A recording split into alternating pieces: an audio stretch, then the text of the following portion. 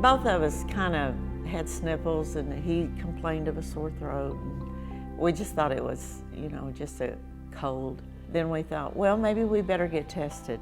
And so we were making appointments for Monday to get tested. Well, later that evening, he said, I just can't do this another night. He couldn't breathe. We called to see if we needed to go to the urgent care, and they said, don't stop here, just go to the emergency room. But I do not remember anything. I do not remember the trip. I don't remember her saying, you need to go to the hospital. I don't remember the trip to the hospital. It was 30 days before I remember anything more. Eventually they said, well, we need to fly him to Springfield.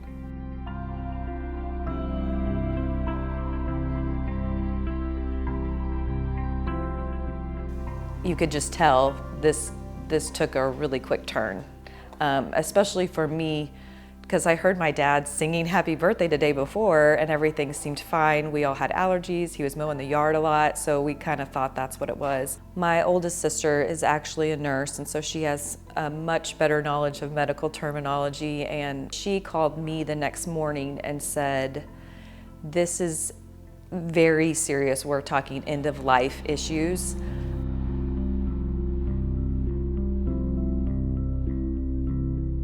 Try to tell them little bits about him, because I know as the nurse, if I know something about my patient, if I can relate to them on that level. And the nurses were amazing and absolutely saved his life every day. I really feel, the journey was long and there were lots of highs and lows. They were so compassionate and caring. It was so hard to hear them through their mask and everything, but you knew by the questions they were asking me that they cared. You could tell they were so passionate and so committed every single day.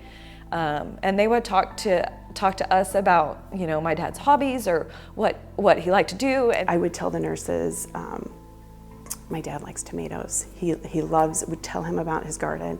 My dad, his grandkids. Then they would go and kind of familiarize themselves since he didn't have anybody there. So it meant a lot to us to know that they really took a lot of dedication in their job.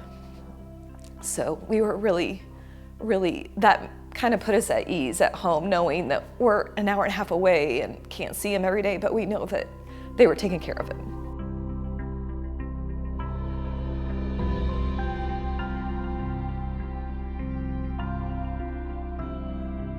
It was good to be home because I knew she was just 2 blocks down the street.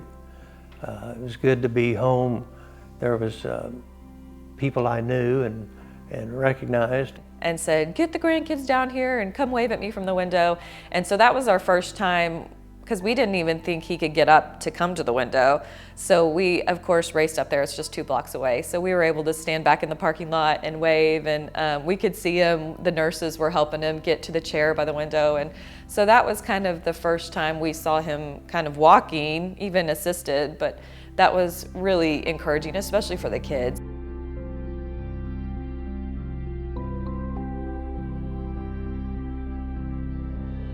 They say, well, it's just the old people getting it. Well, he's very active and he's not that old, and thank God he was as healthy as he was before, because I think that tremendously helped him survive.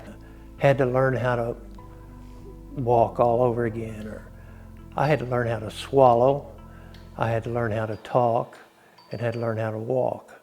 And I'm getting there and I'm doing real well. It's difficult, but I'm getting better every day. Even though my mom didn't have symptoms, I'm still worried. You hear about blood clots and you hear about young people getting sick later after they've recovered, so it's still scary and no one's safe from it.